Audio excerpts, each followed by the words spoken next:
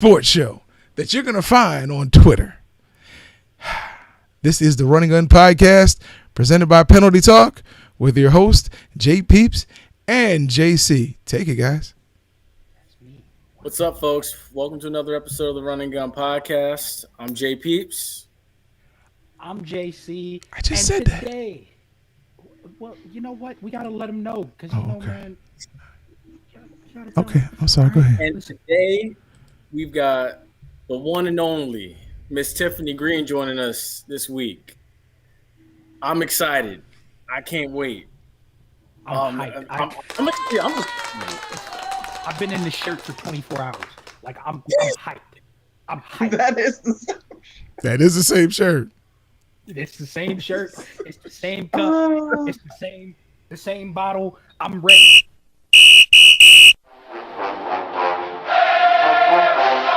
Hey, what's going on, guys? This is GP. This is the Bug. This is JC. This is Flash. This is Denny Hendricks. And you're listening to You're listening to the Run and Gun Podcast.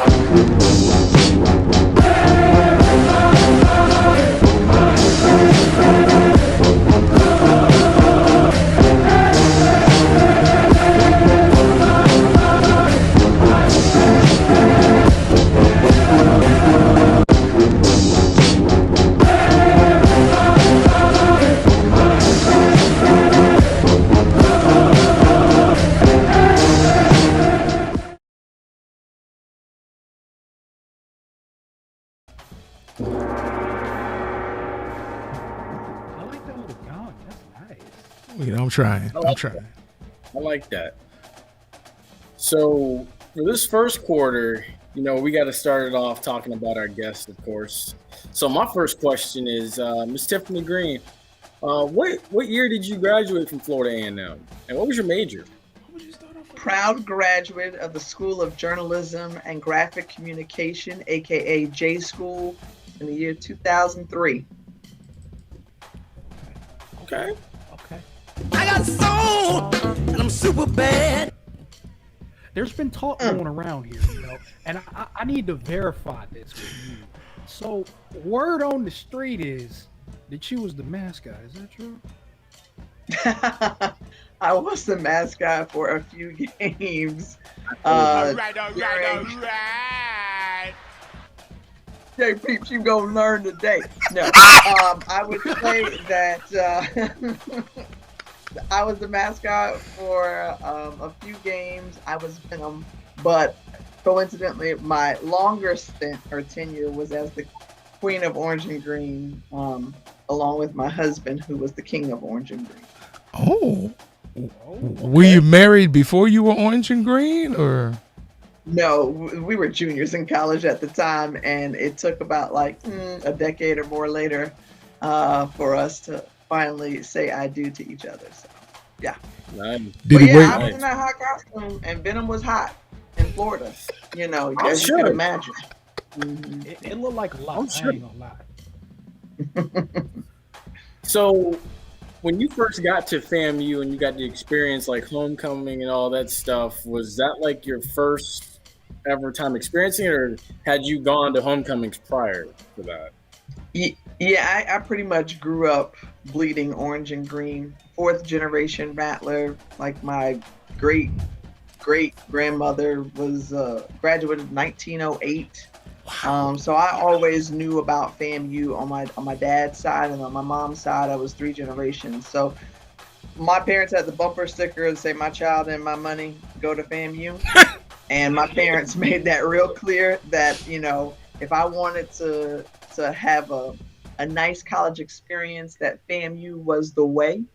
The only way, if I tried to go outside of the realm, then I'd have to get my own scholarship. I wasn't getting a car, all that good stuff. So, no, FAMU's homecoming and all that good stuff.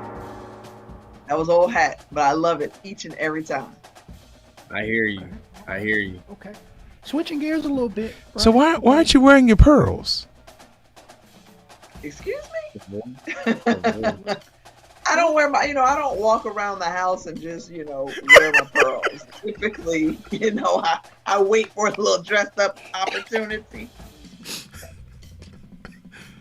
Sorry, I'll be quiet. Go ahead, JC.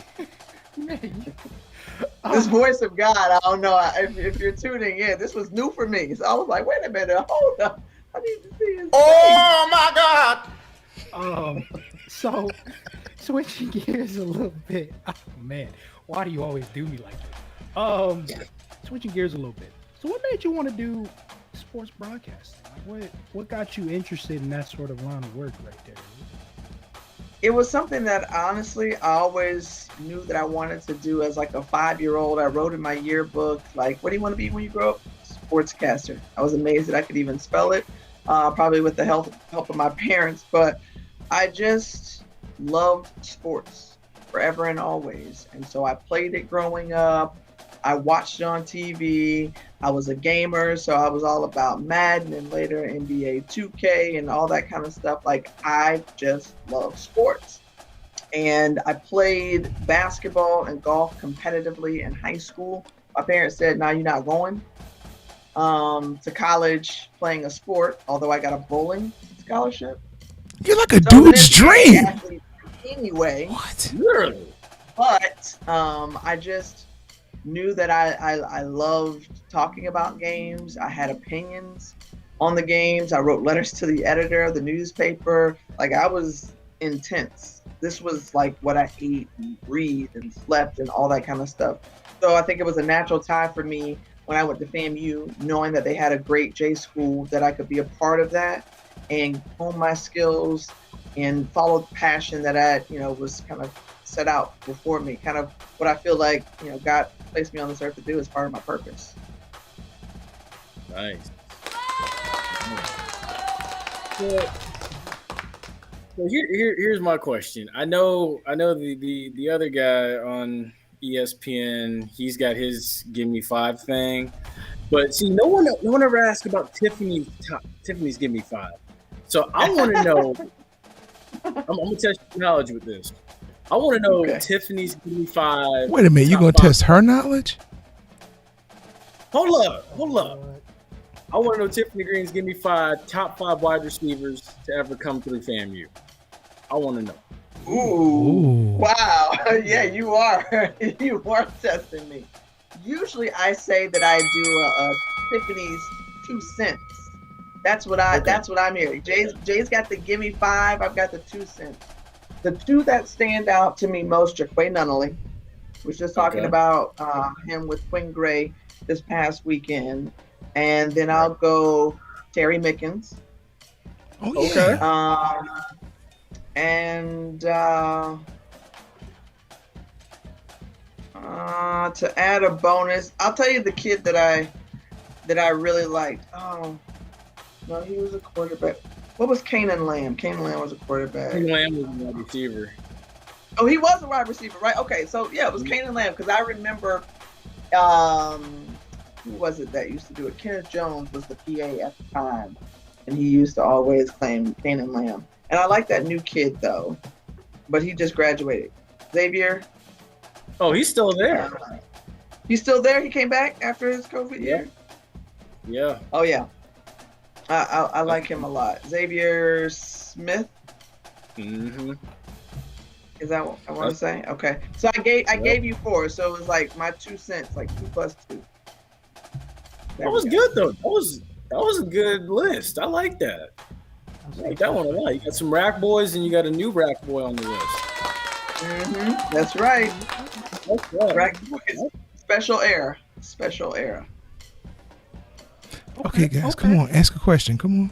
I got it, man. Give me a second. I got a breathe, man. You just finished. Don't fuss at me. Ask the question. Okay, you're right. Okay, so swirl around your name. And he ironed his shirt. Right? I'm proud of him. Go ahead. Man, come on, Pops. Can I breathe, please? Go ahead. Ask your question. Swirl around your name. A lot of great titles, right? First African American woman to be a play-by-play commentator on a major news network, right? How does that feel? Like, what runs through your mind when you got the tag for that? Gratefulness. really, because it means, like, you always hear athletes or entertainers or any line of work, you talk about hard work and you put in the work and you'll see the payoff on the end, on the backside. And to have that really come to fruition, like to live that out, I literally put in the hard work, I feel, for my time at FAMU, which I think just trained me just about in every area of life, to then going through local markets and paying my dues and carrying the 20-30 pound camera and walking for 6 miles with it and busting my tail, through the backwoods of Georgia at an ungodly hour by myself, or whatever the case was. Like, it was all worth it.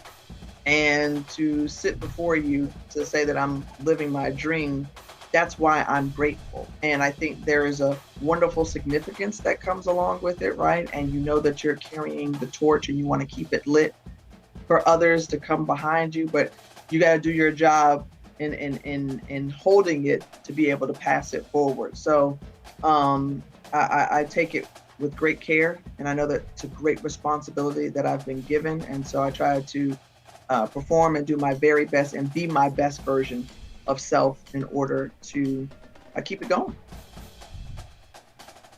Okay. All right. You guys are slacking. You got 10 seconds. I did. I also wanted to say congratulations on winning your award this past weekend as well. Thank you. That was a huge honor. You. Congrats. Yeah. That was I was pretty stoked about that one. Real talk. I mean, I still sit back and look at.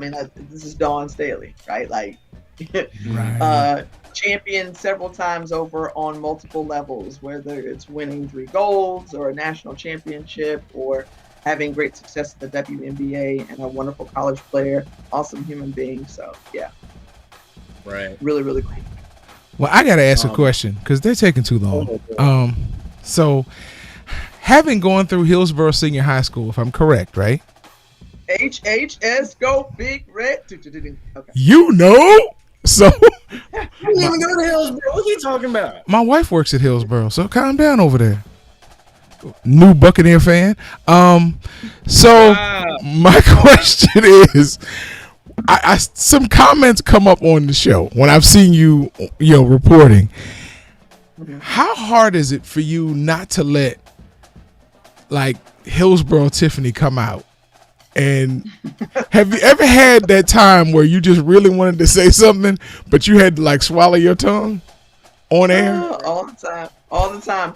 But that's what makes it fun, literally, because what you hear and witness on air is legit what it's like off air, especially as it relates to when I do college football with my analyst, Jay Walker. Like, it'd be like that. We've had those conversations because he always likes to bring up who doesn't care about so-and-so and all that kind of stuff. Like, yes, that part of it is, it's nauseating sometimes, but real. In all actuality, it's fun because it makes for good TV, right?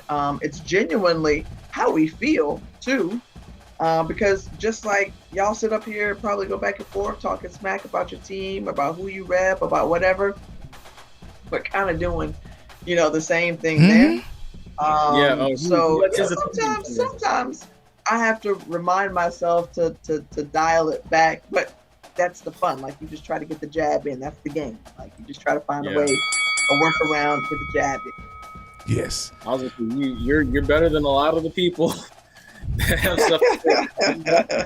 know Rattler Nation, they feel some type of way. You hear me? And for good reason too. I'll be like, why are you hating on Bam? Yeah, like this weekend when he asked you how many games has Bethune-Cookman won in the Classic. He brings that up all the time. Yeah. All the time. I'd be like, hey. And look, so he has a point, right? There are facts to it, and that's that. But I'm like, that's an old talking point. Get past that. Yeah. Let's look at all the good stuff that FAMU has done under the direction of Willie Simmons and how the program has moved forward in a mighty way with his leadership. Well, I need to ask, how did you feel about Alabama A&M's 9-point victory over Jackson State? In the comments afterwards. Was it 9 points? Yeah, 52-43. Was it 9 points? Yeah.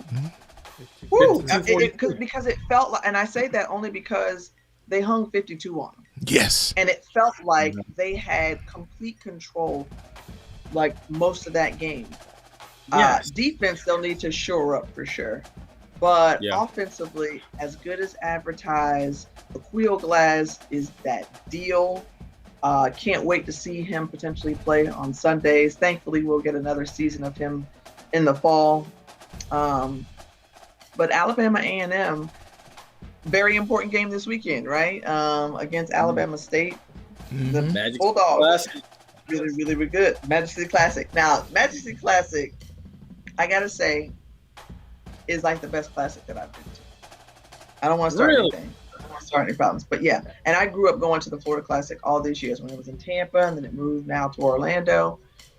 Magic City has it's just a different element, a level where you feel like everybody can go, from your grandparents or your aunties and uncles to your parents to you to like your little cousins. I'm just learning that the Magic City Classic is a game. I thought they had it at the club in Atlanta. What? I ain't gonna say nothing. You gonna get in trouble with some folks. You know what, JC? I'm gonna take a page out of your book. Okay, I'm gonna just.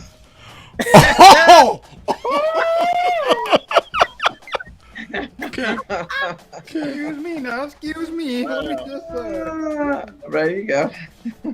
No. Not the Tiger King. Hold on now. Not Wow. the Tiger King. Oh goodness. What is happening here? What is happening here? So the first time that Dion and them lost, that was posted by Alabama State's page. And so JC and our producer, they've just run with it this whole time. And it's been drop dead hilarious. Oh my goodness. That was an interesting post game there in that Montgomery. was. Yeah. Mm-hmm. Yeah. Interesting. So I have to ask, how are you feeling about this Eddie George to Tennessee State hire? Because everybody's so surprised. I was asked about this earlier on a radio show, and I think it's two ways, right? Like, look, you're excited. Tennessee State made a splash with their hire. I didn't think Rod Reed was doing, a bad job, but I think they just wanted to, go in a different direction. And then seeing a former, player at Jackson State take over with some acclaim. They were maybe hoping that Eddie George can do the same. It is his first coaching job. So I think what's important is that he has to surround himself with, talented people who have experience, especially at the collegiate level, just to understand all that comes with it.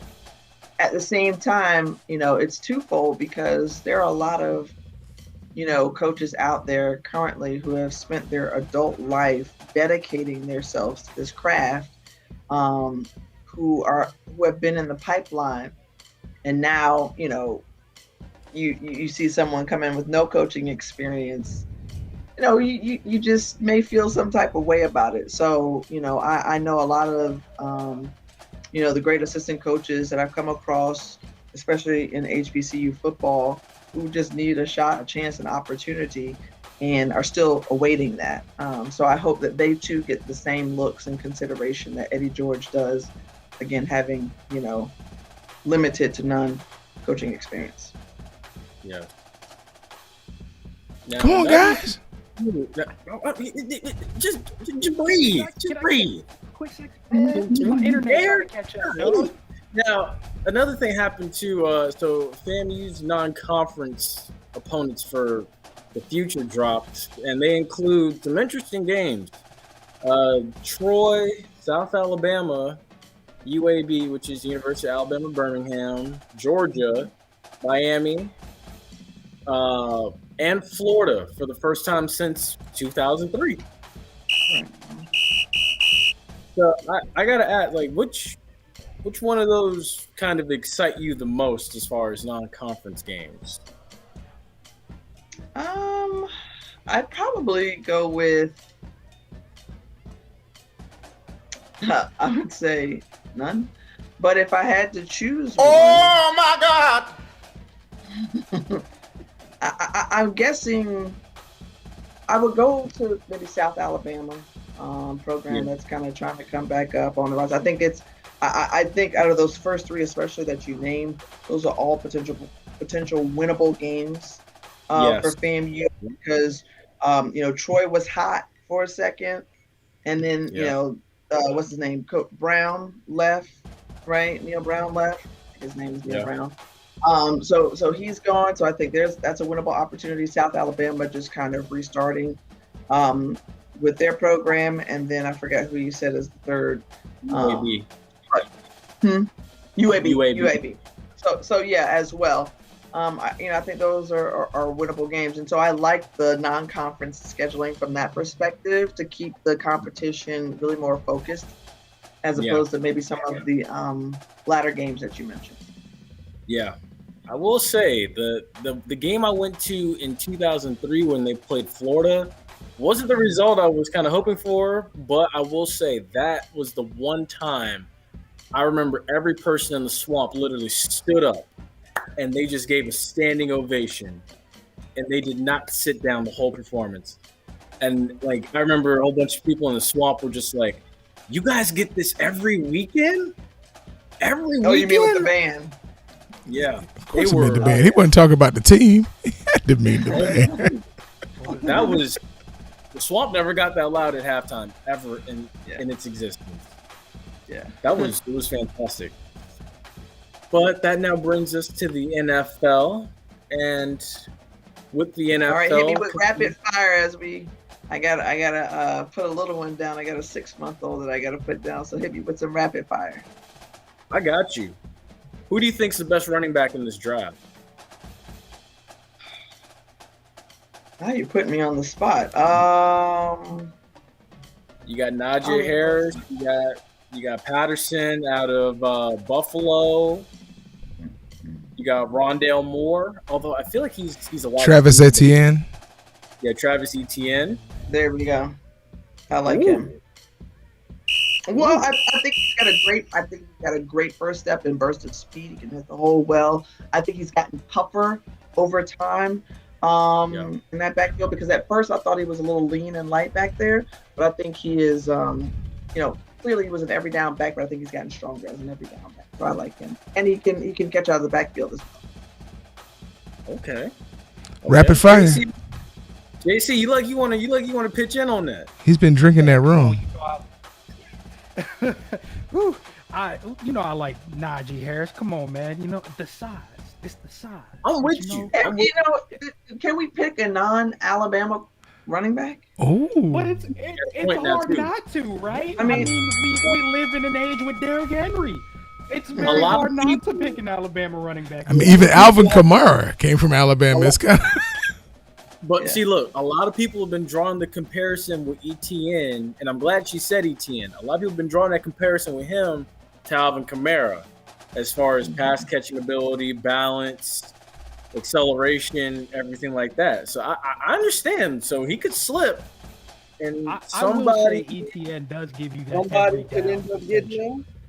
Najee Harris just doesn't. He gives you that power line up on the goal line sort of look. I will say that. I'm willing to concede at that point. But, man, you can't coach size. That's true. That's true. But you also can't coach heart, in my opinion. Ooh. Amen. Well, since y'all are taking your time, is Kyle Pitts the second coming of Shannon Sharp? I have no idea. You know what? Everybody carves out a space for themselves. So, perhaps. I'm going to say this, and you're not going to like it. Aaron Hernandez. The killer?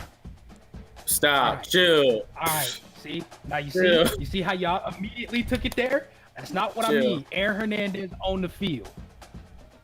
I mean, the speed, right? You can move him out wide. Yeah, he was fantastic tight end. Endless for him. Not necessarily a blocker, right? I mean, he just started his blocking game. He gets that up. I say he even moves to a Gronk at that point. Once he realizes the blocking that he can do, or they coach him up into that. But it's very nice to see. I mean, 40 time for his size, that's blaze. At 4'4", I believe, right? True. Here's one I got for you, Tiffany. If you had to choose, say you're the GM pulling the trigger on draft day, as far as wide receivers go, you got Devontae Smith and you got Jamar Chase sitting there. Which guy do you go after? Now that's hard because I really like both of those guys. You know, Smith has got just the speed. You just wonder, can his frame handle any more, bulk? Because you will want to add some of that unless he's going to, be put in the slot. Whereas Jamar Chase, I like him going up 50-50 balls. I think he's, can get a step on you on the outside and get behind the defense as well. So to your point, JC, I'll go with size in this instance, and I'll go with Jamar Chase. Okay. Well, we understand. Go ahead. I'm sorry. Go ahead. Oh, I was gonna say, where do you think that he would be able to go that would end up utilizing the size and the 50-50 ball? Where do you think he could go? Well, naturally, I'm just gonna go and be a homer here and say Tampa. Why not? Here we go. Tampa Bay Lightning. I know they won't have a shot at him. They have absolutely zero shot at him. Yeah. However, you asked, and that's why I like to see him. I'm not gonna lie. I can't say anything because the last time I talked about the Bucks, there was a bit of controversy here. And my co-host got angry. Well, we're not gonna hold you up. We thank you for coming. Thank you for coming. Appreciate y'all. We appreciate it. Maybe one day, when we pray a little harder, we can get you back. We do appreciate your time and your expertise. And we'll still be watching you on ESPN because, as we always like to say, it's a hard job making Jay Moore look good, but you're doing a good job at it. You're doing a real good job. Yeah. Jay Walker's that guy.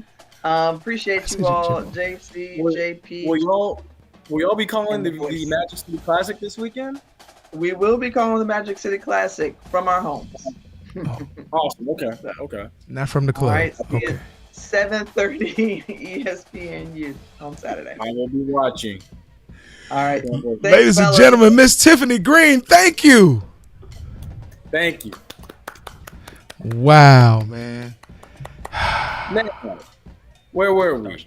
Now, first of all, let me tell y'all something. Now, I know she said Jamar Chase to Tampa, and look, I'm gonna be a realist here. I wouldn't mind it, but I'm gonna tell the truth. Honestly, in my mind, there's no chance. We already talked about this. There's no chance. Oh no! Stop it. There's no chance. I know. What? That did not just say I'm gonna be a realist. Someone type what in. You talking about it for? We already got the real opinion. I was gonna say which team I could see him going to. That's all I was. Okay. Then start off with that. Don't start with your Bucks nonsense.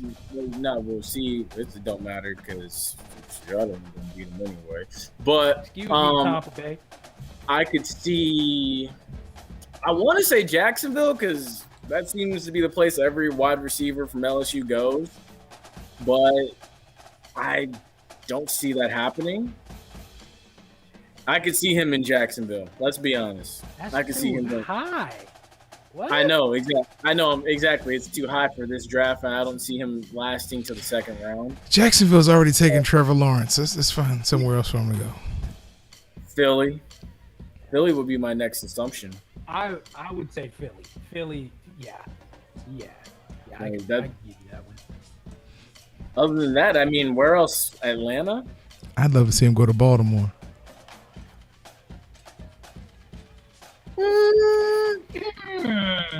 Get that out of here. Somebody take that away with the sunflower truck. Lamar got to get him the ball.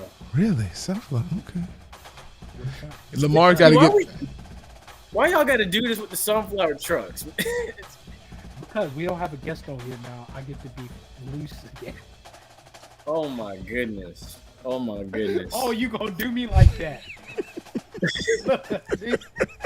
You see? Oh my You see goodness. what I go through, America? This is what- So we got 2 minutes left. So Marv Levy says there's no reason for Bill Belichick to stop coaching at the age of 69. He coached in '93. No wonder he said that.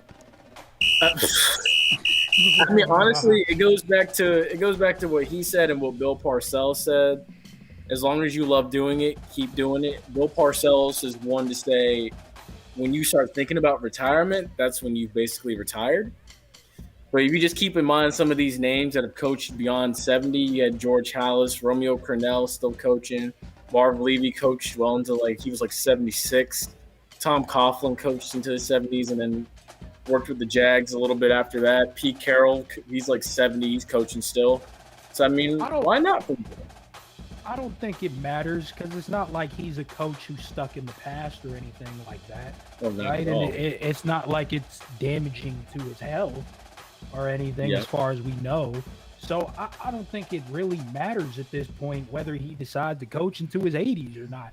Long as he's still bringing down the jobs, I don't think it matters.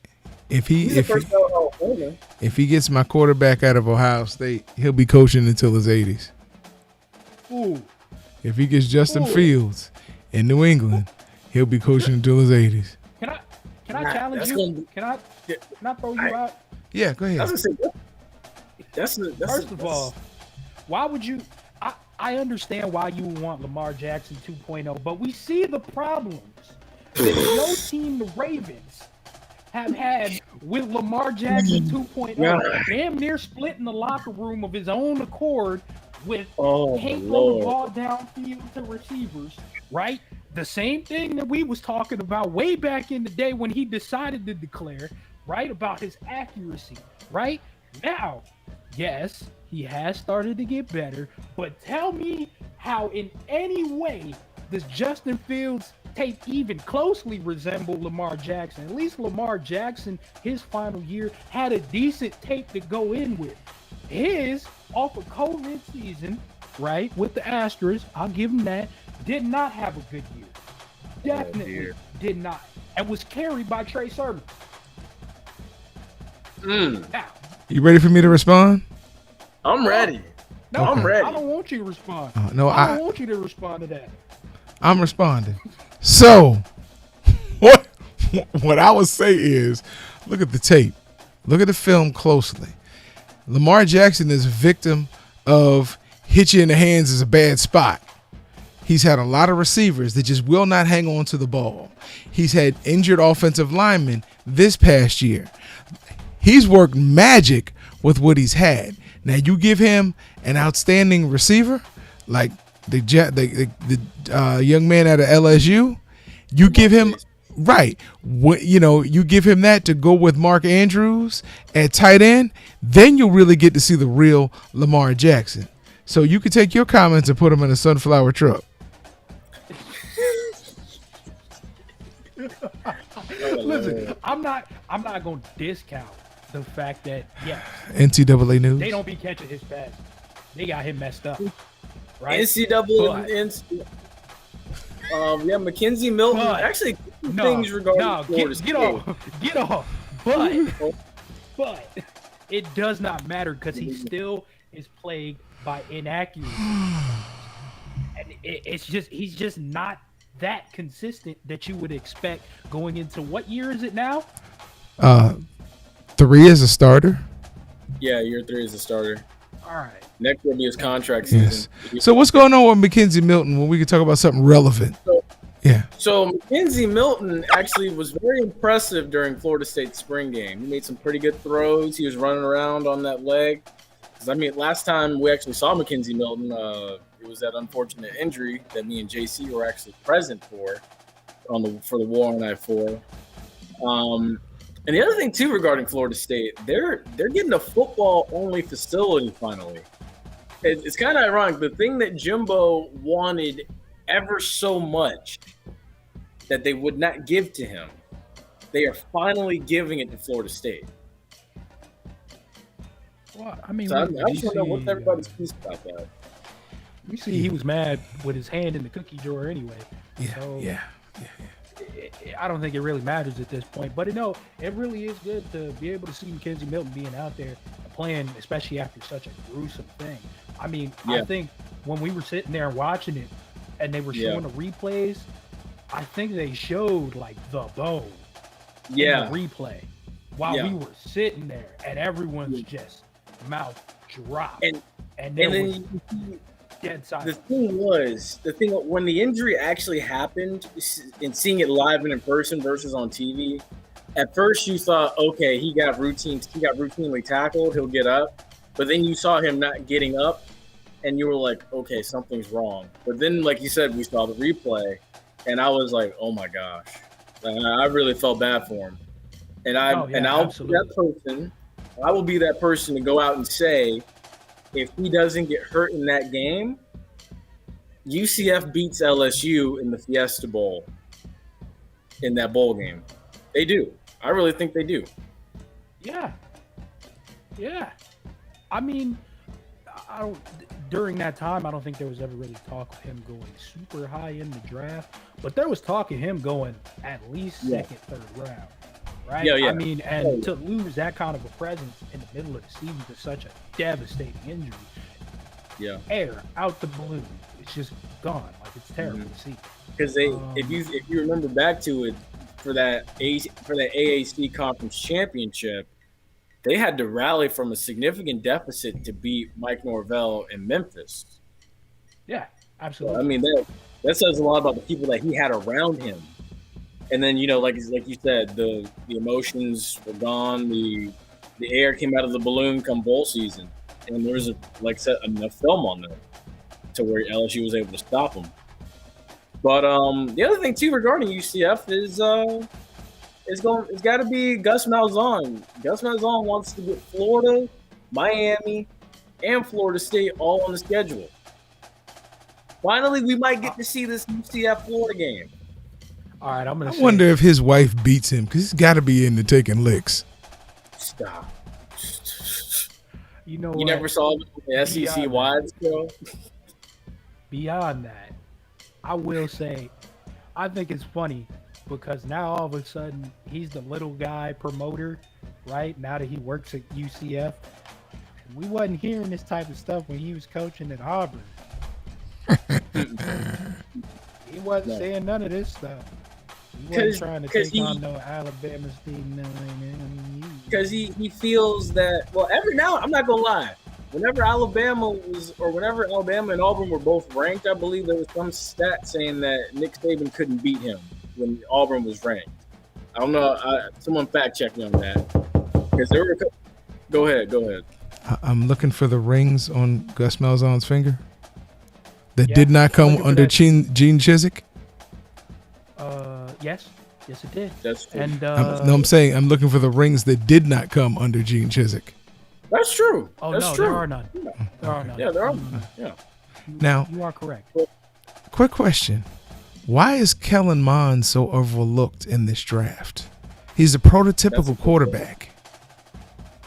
That's a good question. I think he'd be a viable backup. And I feel like, given the opportunity to develop in a good system, he could be a good quarterback in the NFL. He could be one of those guys that, comes off the bench and makes a name for himself, most definitely. But I don't see him going day one. Maybe day two or day 2. But, I mean, why not, though? What? Put his numbers, put his size, put his speed, put his accuracy up against everybody, including Trevor Lawrence. And you tell me he shouldn't be a day one draft pick. You know what it is, I think? A little bit of it has to do with the names that were mentioned for the Heisman. And then a little bit of it, too, has to go with the guys that were in the spotlight more so. Like, you had Mac Jones was in the spotlight. Trevor Lawrence was in the spotlight. Zach Wilson was in the spotlight. And you're going to tell me that a starting quarterback from Texas A&M isn't better than the starting quarterback from BYU or Trey Lance? I'm listening. I mean, honestly, Zach Wilson's his boy. So I mean, you know, What was the question again? Can I hear the question one more time? So you telling me the starting quarterback for Texas A&M with his record, it was not better than Trey Lance or Zach Wilson? Did not face better competition on a weekly basis? I don't think he did. I think it's beyond the prototypical size, right? And beyond, I guess, playing generally a tougher schedule. The SEC, yes, usually has tougher schedules, I will say. But I think it's the downfield passing, right, isn't necessarily his strong suit. And being able to throw on a moving platform also aren't his strong suits. And everyone else seems like a more complete quarterback. And then at that you point. think about it like this too. He came in under Kevin Sumlin, and then he was coached up by Jimbo. And then the other thing too we got to look at is how many of Jimbo's, and I hate to say it, how many of Jimbo's quarterbacks have panned out in the NFL? Christian Ponder went to the NFL, started a few games, didn't do much. EJ Manuel went to the NFL, didn't do much. Jameis, although I feel like they did him kind of wrong here in Tampa. Feel like. Go ahead. You did. Yeah, How many offensive coordinators did he have? How many head coaches did he have? That's not what I'm getting at. But the thing is, Jimbo, when your second leading receiver comes out and says, we could have actually gone for a couple of more balls, but you know. Jimbo's quarterbacks have not necessarily. Be careful when you throw something out there. Somebody could turn it around that you don't like. Go ahead. Yeah, I'm just saying Jimbo's quarterbacks necessarily really haven't panned out that well. We know Jameis is getting a second chance in New Orleans, but we'll see what happens there. But for the most part, all the other guys, they haven't really panned out to be much. I mean, 1 for 3 isn't that bad. I mean, how many of Nick Saban's quarterbacks panned out in the NFL? Nah, he over. The jury's still out over. However the hell.